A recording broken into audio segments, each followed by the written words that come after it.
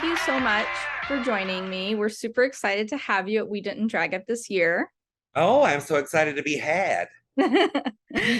So let's go ahead and dive right in. When did Okay. you know that you wanted to be a drag performer? I don't know to this day that I want to be a drag performer. I want to be everything. I'm a theater kid, so I have that like natural instinct to kind of go to whatever seems exciting. And honestly, that's what drew me to drag because you can be anything in drag and you can do anything in drag, and that's why it is the most perfect job for me, even if I came into it by accident. How did you come into it by accident? Through theater. Like I said, I grew up doing theater, and eventually I just ran out of roles that were available to me in my little community. There was this brand new play called Boys, Boys, Boys, which isn't as exciting as the title may seem. And it wanted like 8 naked men or 2 drag queens. Hmm. And I was like, my mother will cut me out of the will forever if I get naked on stage. So I guess I'll do drag. And I did it, not really knowing anything about the world, but I'm the type of actor that I kind of like dive into every opportunity. And I just fell in love with it. And I really realized, oh, I can kind of do all of the things I've wanted to do just because of drag. That's great. That's really interesting. So speaking of, you've been on RuPaul's Drag Race 3 times now. What's it like Right. what's it like being on such a widely loved show? It's wonderful. I mean, it has its detractors as soon as you get into like all the Reddits and the Twitters and the trolls and this, that, and the other thing. But I kind of look at that as a sign of success because at least you're invested enough in what I'm doing to have an opinion either way. Mm. It used to really bother me, but gosh, my first season was we filmed it almost 9 years ago. So this Wow. is taking up almost a decade of my life, and I've learned to just appreciate every facet of it, including the haters. Um, but the good definitely has always outweighed the bad. I always wanted to be in movies and be on stage and do music videos and albums and all these kinds of things. And I've gotten the opportunity to do that because of Drag Race. Mhm. So speaking of albums, you've made several over the years. They range from pop all the way to country. Can you talk a little bit about your writing and recording process with those? Yeah, so my first album, Sweet Tea, came out right at the end of season 7. And I learned so much about me. I learned that I wasn't okay on the inside, but I also learned that it was okay that I wasn't okay, that I was a little bit broken, because everybody in the world who's had any kind of experiences, good or bad, there's going to be a lot of baggage that comes with it. Um, I went through decades of journals and diaries and letters that I had written, and just kind of worked with my songwriting team to translate that into music. Mm. And it was the most cathartic, um, therapeutic experience I've ever been through. There's something about just kind of like releasing it all out into the world that it just lightens your soul so much. So I call that my Adele album. That's is the one that's full of emotions. The second one, Gummy Bear, I worked on it longer than I've worked on any of my other albums because I collected the songs over a period of like 4 or 5 years. I wanted it to be fun. I recorded that first album and it was so sad and I loved it so much, but I got to the clubs and I was like, I can't sing these songs at 1 o'clock in the morning for a crowd that wants to party.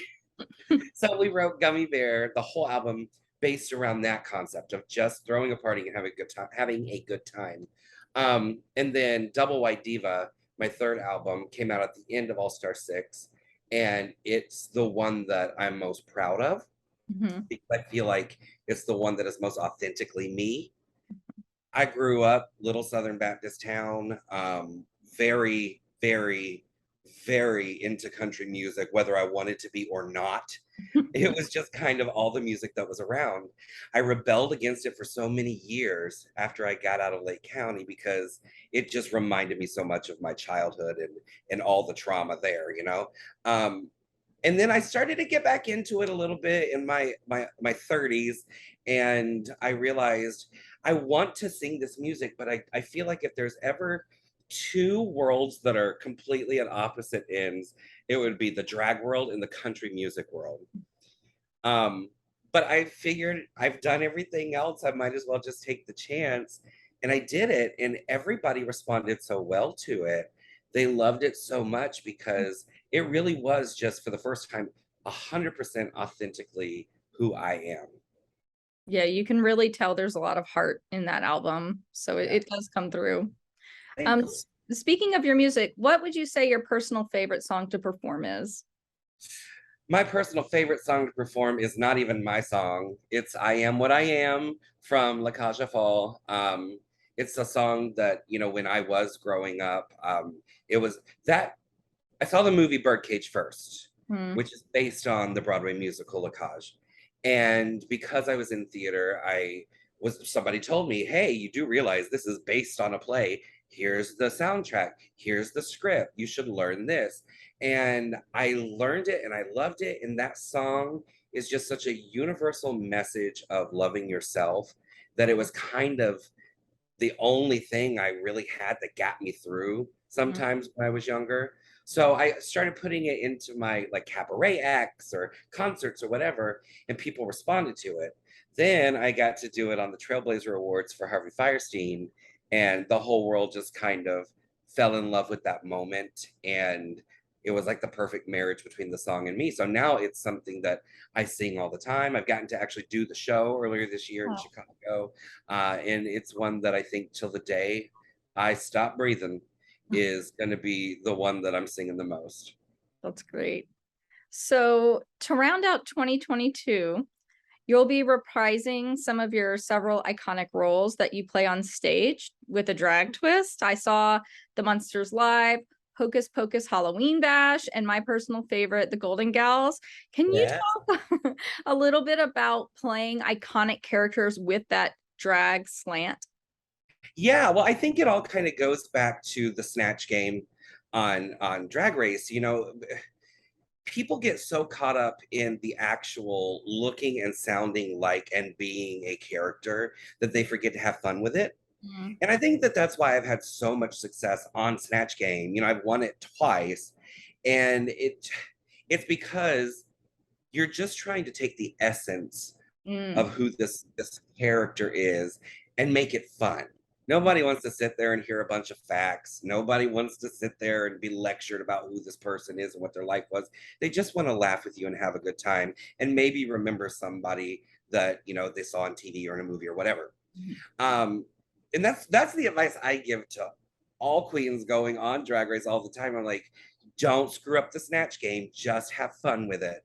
And that's what we wanted to do with these shows. My best friend Gidget, my husband, and myself, we had a chunk of time randomly, which never happens. We had a chunk of time in our schedule a couple of years ago, and we were like, you know what? We love the Golden Girls. We watch it every single day. I'm definitely a Blanche. You're a Rose. This girl's this, that girl's that. Why don't we just throw it together, do a quick little loving parody? We thought we'd do it once and nobody would care.